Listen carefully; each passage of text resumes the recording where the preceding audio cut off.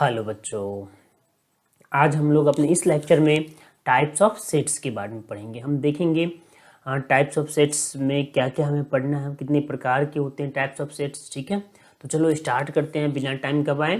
Types of sets, ठीक है। अब टाइप ऑफ सेट्स में पहला सेट्स आता है नल सेट्स। पहला क्या आता है? Null set.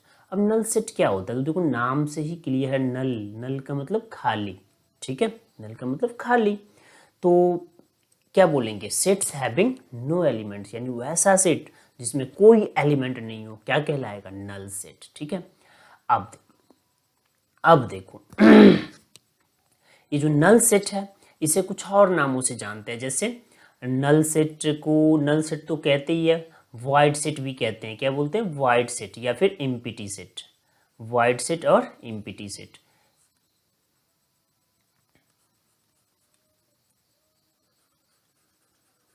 यहाँ पे आपने लिख देना वाइड सेट,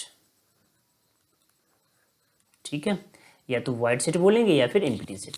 इसे डिनोट कैसे करेंगे? तो डिनोट करने का सिंपल सा तरीका है फाई, या फिर हम कर्ली ब्रैकेट लगाएंगे और उसके बीच में एलिमेंट्स को नहीं रखेंगे। ठीक है, तो डिनोटेड बाई फाई और ये curly bracket without an element. ठीक है। अब देखो फाई, जो फाई होता है ना नल सेट, तो phi is called the null set. ये नल सेट है, नॉट अ नल सेट। एक नल सेट नहीं कहलाता ये, आपने हमेशा याद रखना है। The null set, not a null set। ठीक है, इसने पूरे सेट को एक्सपेंड किया, ना कि एक को। ठीक है। अब फाई क्या है? तो फाई यूनिक है, यानी नल सेट क्या है? यूनिक है। और साथ में आपने क्या याद रखना है कि जो नल सेट होता है ना, is a subset of every set. तो यहाँ पे phi is a subset of every set.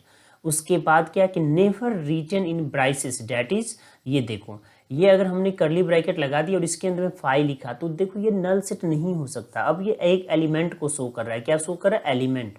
और इस केस में ये नल सेट नहीं रहा। ठीक है। और ये यहाँ पे हमने लिख रखा है करली ब्रैकेट के अंदर में जीरो रखा है। तो देखो अगर सेट के अंदर में जीरो या कोई भी एक एलिमेंट आ जाए तो वो इम्पिटी सेट नहीं होता। तो यहाँ पे हम क्या लिखेंगे? इतना is not an empty set. तो यही है इम्पिटी सेट की मोटी मोटी कुछ बातें। अब जैसे एग्जाम्पल देखें इसका, तो सपोज करो हमने लिखा A is equal to x such that X belongs to N, यानी एक्स कहाँ से बिलोंग कर रहा है? एक तो पहला कि एक्स एलिमेंट है इस सेट के, और दूसरा एक्स बिलोंग कर रहा है नेचुरल नंबर से। किससे बिलोंग कर रहा है? नेचुरल नंबर से। और साथ में इसने टर्म एंड कंडीशन क्या लगाया है कि 3 से बड़ा है एक्स और से बड़ा है 4। तो 3 और 4 के बीच में आधा पौना सवा तो हो नहीं सकता नेचुरल नंबर। तो 3 और 4 के बीच में कितने नेचुरल नंबर है? तो हमारा सिंपल ही आंसर है कि कोई भी नेचुरल नंबर नहीं है। तो हम क्या लिखेंगे? इसे 5। तो यही क्या है? Null set. अब दूसरा देख लो कि b equal to x such that x belongs to R. X कहाँ से बिलोंग कर आर, यानी रियल नंबर से। और साथ में टर्म एंड कंडीशन क्या है? X square plus 1 equal to 0। अब यहाँ से देखो ये जो x का वैल्यू है ना, जब हम निकालेंगे तो एक्स स्क्वायर बराबर हो जाएगा -1 और x equal to root under -1। ये क्या आ गया? ये कम्प्लेक्स नंबर आ गया, यानी ये रियल नंबर तो हो नहीं सकता, ये इमेजनरी नंबर है। कैसा नंबर है? इमेजनरी नंबर है। तो फिर हम यहाँ पे क्या लिख देंगे कि बी के कोई एलिमेंट बने? बिल्कुल नहीं। क्यों? क्योंकि ये कह रहा है कि x बिलोंग्स टू r, लेकिन यहाँ पे x क्या आ रहा है? इमेजनरी नंबर, यानी रियल की बजाय क्या है? इमेजनरी। तो मीन्स ये सेटिस्फाई नहीं है। तो ये भी क्या हो गया? Empty set. अब चलते हैं आगे। अगला देखो, c equal to x such that x square equal to 5, x is an even number. अब देखो यहाँ पे जो एक्स स्क्वायर इक्वल टू 25 है ना, तो x इक्वल टू क्या होगा? +-5। और ये दोनों ना ऑड नंबर है। और ये क्या कह रहे हैं? x belongs to an even number. तो क्या ये संभव है? बिल्कुल भी नहीं। यहाँ पे जो हमें आंसर आ रहा है वो है ऑड नंबर और यहाँ पे है इवन नंबर। तो हम क्या लिखेंगे? ये भी 5 है, यानी नल सेट है। ठीक है। तो नल सेट क्या है समझ में आ गया? मोटे मोटे तौर पे ये समझो, नाम से ही क्लियर है, नल का मतलब बिल्कुल वाइड, इम्पिटी, खाली, यानी वैसा सेट जिसके पास कोई एलिमेंट नहीं हो, वो क्या कहलाएगा? नल सेट कहलाएगा। राइट। अब हम चलते हैं हमारे दूसरे टाइप ऑफ सेट पे। अगला जो हमारा टाइप है वो है सिंगलटन सेट। कैसा है? Singleton set. अब यहाँ पे देख लो, आपको नाम से ही फिर से पता चल गया, सिंगलटन यानी sets having only one element. ठीक है, sets having only one element. अब सपोज करो हमने लिखा, कोई एग्जांपल भी देख लेते हैं इसका, कि अगर हमने लिख दिया ए इक्वल टू क्या है x such that x minus 3 equal to 4। अब यहाँ से देखो टर्म एंड कंडीशन क्या है, x minus 3 is equal to 4, यानी अब हमें x का वैल्यू निकाल के देखना है। तो x इक्वल टू क्या हो जाएगा 4 प्लस 3 यानी 7। क्या ये x का सिंगल वैल्यू आ गया? हाँ, तो यानी यहाँ से हम क्या बोलेंगे कि x में जो बिलोंग्स कर रहा है, x के स्थान पे जो रिप्लेस करेगा वो कौन? 7, और 7 सिंगल नंबर है, तो ये क्या कहलाया? Singleton set. ठीक है, चलते हैं यहाँ से आगे। हैंस क्या लिखेंगे, a is equal to x such that x minus 3 equal to 4 is equal to कितना 7 इज अ सिंगलटन सेट। और सिंगलटन सेट को ना हम लोग यूनिट सेट भी बोल सकते हैं, तो क्या लिखेंगे also called unit set. Unit set से ये समझना कि सिंगल एलिमेंट हो, या तो 1 हो या सिर्फ ओनली 1 हो, ठीक है, उससे ज़्यादा नहीं। अब उसके बाद अगला जो टाइप्स है पेयर सेट। क्या है? Pair set. अब नाम से क्लियर है, पेयर का मतलब ही होता है जोड़ा, यानी वैसे सेट्स जिसके कितने एलिमेंट्स हो? 2 एलिमेंट्स हो, तो हम क्या लिखेंगे सेट्स हैविंग 2 एलिमेंट्स, तो क्या कहलाएगा? Pair set. अब कोई भी एग्जांपल देख लो, तो मान लो हमने लिख लिया 1,2 कर्ली ब्रैकेट के अंदर में, तो ये क्या है? 2 है ना एलिमेंट्स, तो ये पेयर सेट है। 0,3 कर्ली ब्रैकेट के अंदर में, तो फिर से क्या आ गया? ये भी आ गया pair set. a, b curly bracket के अंदर में, तो ये सब क्या? Pair set. यानी याद रहेगा ना कि कोई भी सेट जिसके सिर्फ और सिर्फ 2 एलिमेंट हो वो क्या कहलाते हैं? Pair set. अब उसके बाद है सेट ऑफ सेट्स। ठीक है, अब देखो सेट ऑफ सेट्स, तो आपको क्लियर हो गया ना कि सेट के अंदर सेट। ठीक है, सेट के अंदर सेट, तो इसके क्या लिखेंगे? Set having all its elements as a set.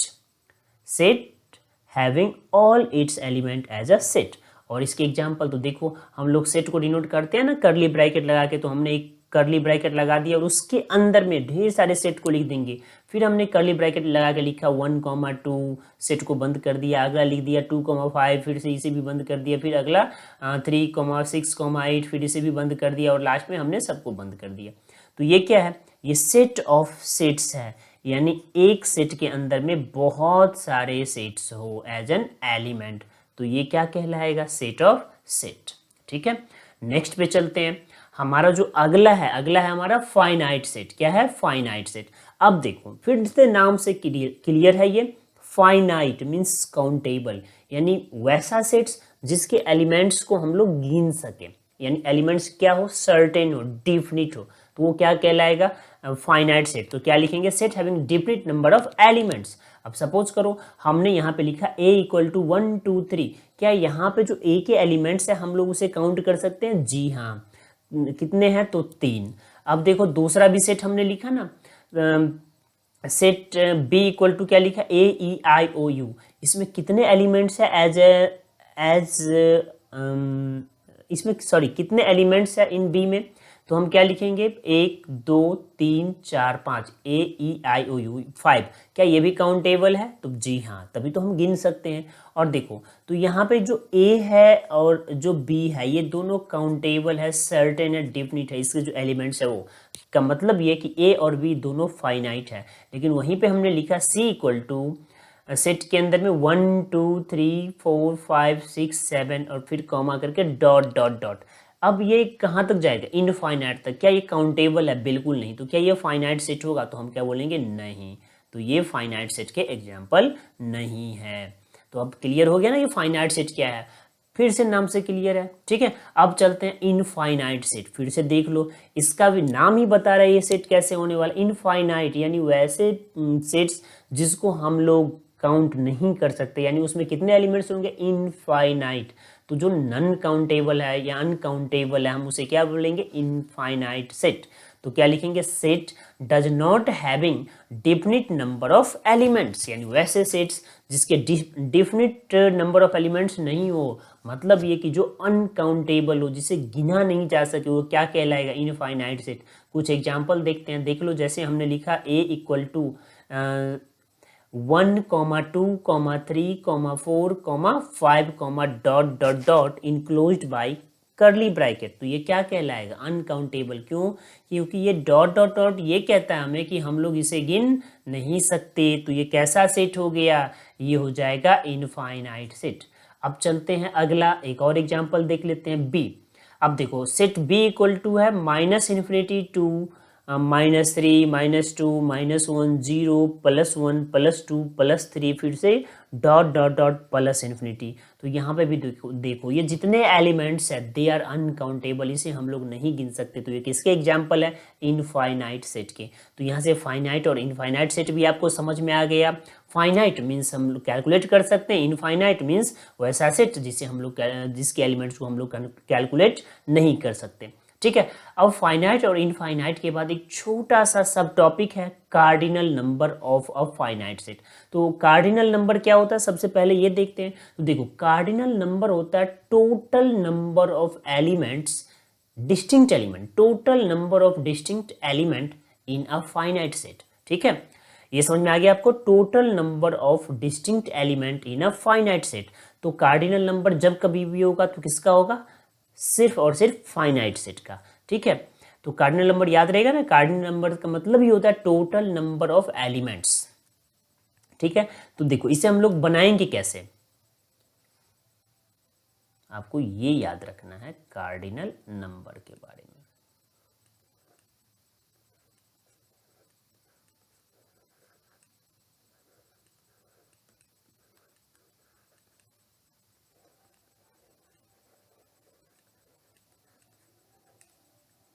ठीक है, अब देखो सपोज करो कि हमने एक सेट लिया, सेट है a equal to 1, 2, 3।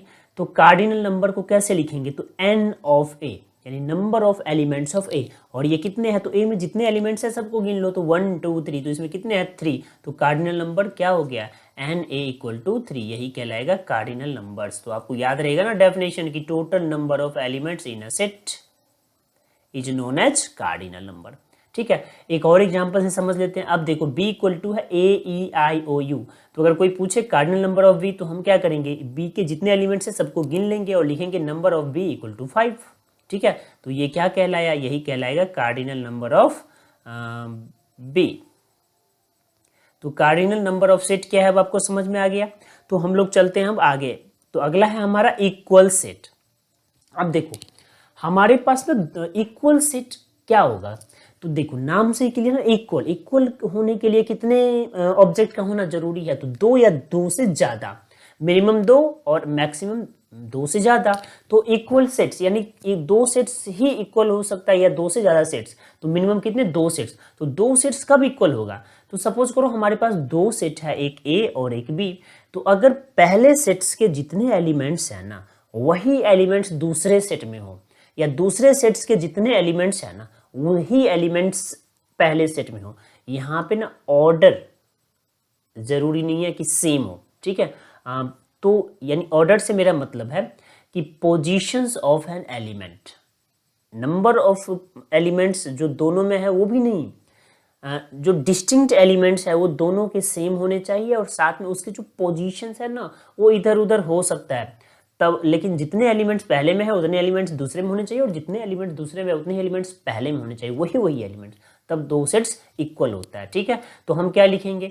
If each element of first set is an element of second set and each element of second set is an element of first set then the 2 sets are known as equal set. ठीक है, अब देखो कोई example लो। तो अगर हमने लिख लिया a इक्वल टू 1, 2, 3। तो अब कोई पूछे कि a में कितने एलिमेंट्स हैं तो हम क्या बोलेंगे? सिर्फ 3, 1, 2 और 3। अब दूसरा एक सेट लेते हैं b, और b में जो एलिमेंट्स है वो है 2, 3, 1। अब आपने देख लिया ना यहाँ पे जो एलिमेंट्स a में है वही एलिमेंट्स b में है, बट डिफरेंस क्या है कि positions of elements are different in both the set.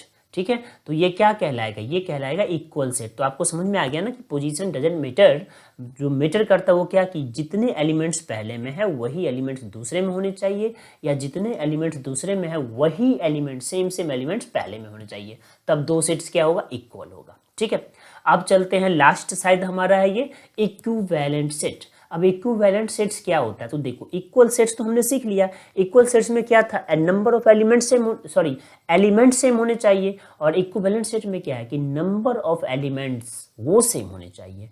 तो यहाँ पे समझ में आ गया कि नंबर ऑफ एलिमेंट्स सेम होना चाहिए, यानी एलिमेंट्स सेम नहीं होने चाहिए, काउंटिंग ऑफ एलिमेंट्स है ना वो सेम होना चाहिए। तो क्या लिखेंगे, sets having same cardinal number, sets having same cardinal number. तो अगर कोई पूछे कि चलो इक्वल सेट्स कैसे है, तो देखो सपोज करो हमने एक सेट लिया ए और ए के एलिमेंट्स है 1 2 3 4 5, तो कार्डिनल नंबर ऑफ ए कितना है 5, हमने गिन लिया, सबको लिख दिया, तो cardinal number of A is 5।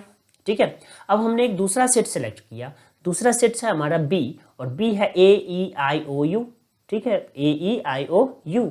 अब इस बी में देखो कितने नंबर्स है 5, तो यहाँ पे भी cardinal number of B is 5।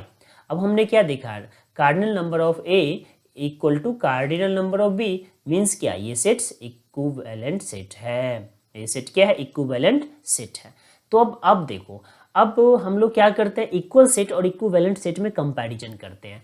तो आपने देखा होगा कि इक्वल सेट्स आर क्या होगा, इक्विवेलेंट सेट। क्यों, इक्वल सेट्स के एलिमेंट्स सेम हो सकते हैं, एलिमेंट्स तो सेम एलिमेंट्स ही होंगे और साथ में कार्डिनल नंबर सेम हो सकते हैं, लेकिन जो इक्विवेलेंट सेट्स है ना वो कभी इक्वल नहीं हो सकते। तो हम क्या लिखेंगे, एक इंपॉर्टेंट पॉइंट कि equal sets are equivalent sets but equivalent sets are not equal sets. ठीक है, तो मुझे लगता है कि आपको अच्छे से समझ में आ गया होगा। अगर कुछ समझ में नहीं आए या कोई प्रॉब्लम हुआ हो तो आप कमेंट करके ज़रूर बताना, और चलते चलते मेरे इस चैनल को लाइक सब्सक्राइब और शेयर ज़रूर कर देना। तो चलो मिलते हैं हम अपने अगले वीडियो में, टिल देन बाय बाय।